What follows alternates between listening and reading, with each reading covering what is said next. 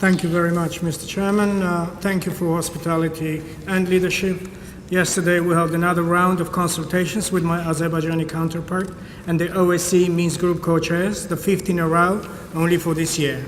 In this respect, I will outline the position of Armenia on the key aspects of the peaceful settlement of the conflict. First, there is no alternative to the peaceful settlement of the conflict within the OSCE Minsk Group co-chairmanship, a format which is internationally mandated and supported. Second, the inalienable right of the people of Nagorno-Karabakh to self-determination represents a fundamental principle and foundation for the peaceful resolution. The recognition of this principle not to be limited in the scope of determination for the final status of Nagorno-Karabakh must be clearly and unequivocally accepted. The term without limitation clearly implies also the right to maintain and determine a status outside the jurisdiction, sovereignty, or territorial integrity of Azerbaijan. The persistent hostile policies and actions of Azerbaijan aimed at undermining and threatening the existential physical security of the people of Nagorno-Karabakh, including the latest attempted aggression by Azerbaijan against Nagorno-Karabakh in April 2016, emphasized the illegitimacy and impossibility of claiming jurisdiction by Azerbaijan over the people of Nagorno-Karabakh. Azerbaijan must assume direct commitment to recognition of the right to self-determination of the people of Nagorno-Karabakh by way of legally binding free expression of the will of the people living in Nagorno-Karabakh, the outcome of which should have no limitation. Third, the security of the people of Nagorno-Karabakh will not be compromised. Under no circumstances, the people of Nagorno-Karabakh should be left without secure lines of defense. There will be no condition assuming a risk to existential physical security of the people of Nagorno-Karabakh, as it was the case in 91 to 94 and in 2016. To underline this point, I refer to the situation in the territories of Nagorno-Karabakh, presently occupied by Azerbaijan, in which Armenians were ethnically cleansed and territories were completely resettled by Azerbaijanis. This reality has recently been presented by the leadership of Azerbaijan as a good example of a settlement of the Nagorno-Karabakh conflict. Fourth, the peaceful settlement should be inclusive by directly engaging all the parties to the conflict. Therefore, Nagorno-Karabakh, through its elected representatives, should be a direct party to the negotiating process. In this respect, we emphasize the necessity of full engagement of the elected representatives of Artsakh in the peace process, particularly on the core issues of substance. The government of Armenia will never engage in any activities which can violate the right of the people of Nagorno-Karabakh to freely determine their political status or can deprive them of the ownership of this process.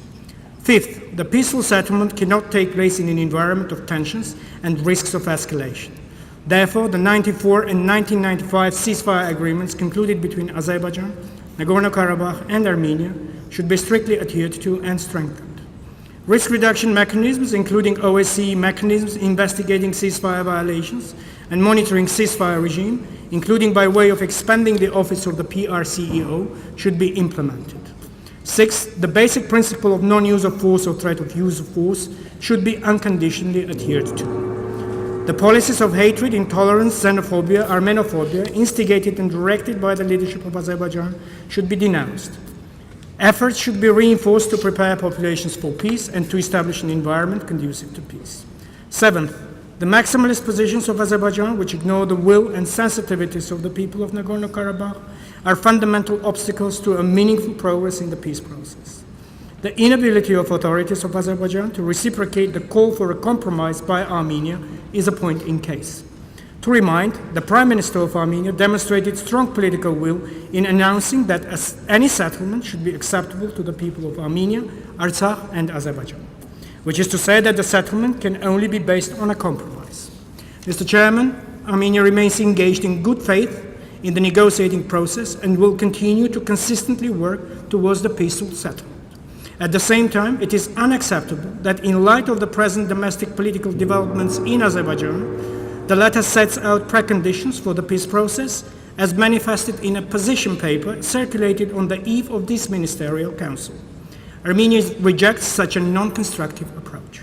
Finally, in the past month, we have demonstrated a modest and yet important example of confidence building between all the parties to the conflict. The exchange of journalists from Armenia, Nagorno-Karabakh, and Azerbaijan is a promising example of building trust and inclusive dialogue between the parties at the public level. We're ready to further build on this example. Also, the relatively low level of violence along the line of contact and the international border, as well as the use of direct communication line, should be sustained and enhanced. However, we remain seriously concerned that despite these measures, there have been losses and injuries which could have been avoided.